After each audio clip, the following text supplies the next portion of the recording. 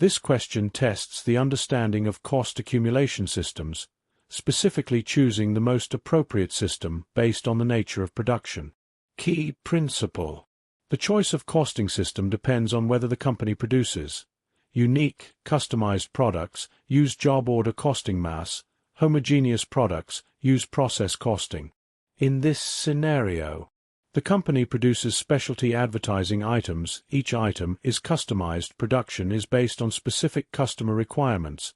Each job is likely different in design, materials, and specifications. This clearly indicates a low-volume, high-variety production environment, where costs must be tracked separately for each job or order.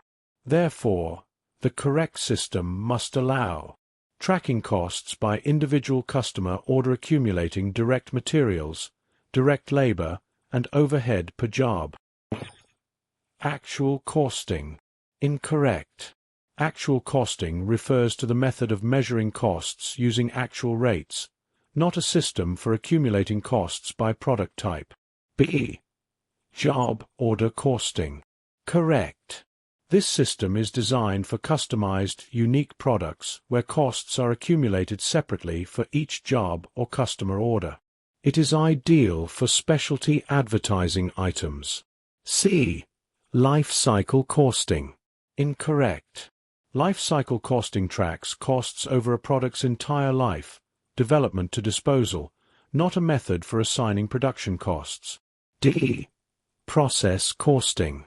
Incorrect. Process costing is used for mass production of identical or homogeneous products, which does not apply to customized advertising items. Correct answer. B. Because the company produces customized products for each customer, the appropriate cost system is job order costing, which accumulates costs by individual job or order rather than by process or department. This question tests understanding of normal versus abnormal spoilage accounting and its impact on job costing and operating income. Key concepts. Spoilage refers to units that are damaged, defective, or lost during production. There are two types: normal spoilage, expected under efficient operations, treated as part of manufacturing overhead and allocated to good units; abnormal spoilage, unexpected or avoidable, treated as a separate loss, period expense. The question states, spoilage equals $17,000. It is explicitly classified as abnormal spoilage. It occurred on job number 532. Important implications. Because it is abnormal, the cost is not included in inventory or job cost. Instead, it is expensed immediately in the period incurred. Therefore, job cost per unit is not affected. Current period operating income decreases. Even though the job is later sold, abnormal spoilage does not become part of product cost.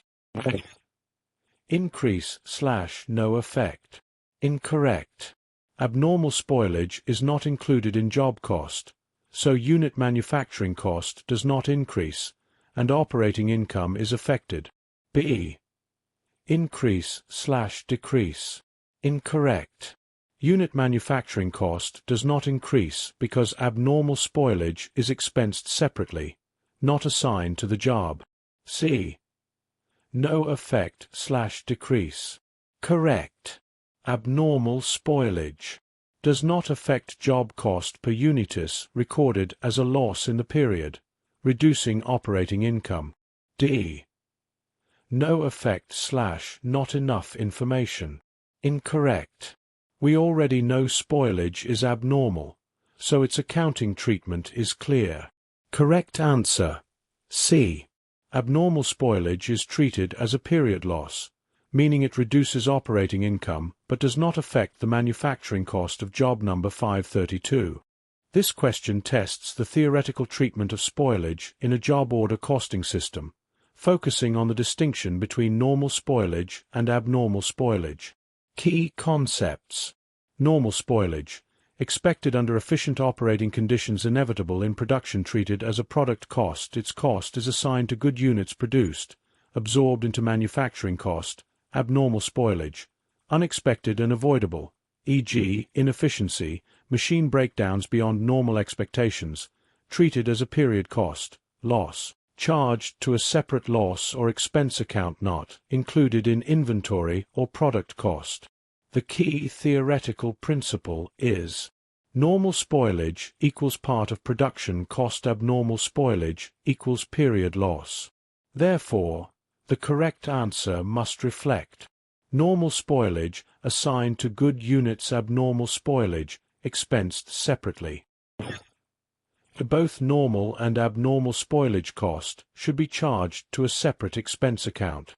Incorrect. Normal spoilage is not treated as a period expense. It is allocated to good units. B. Normal spoilage cost should be charged to good units, and abnormal spoilage cost should be charged to a separate expense account. Correct. This reflects the correct theoretical treatment. Normal spoilage included in product cost, assigned to good units. Abnormal spoilage treated as a loss, separate expense. C. Both normal and abnormal spoilage costs should be charged to good units.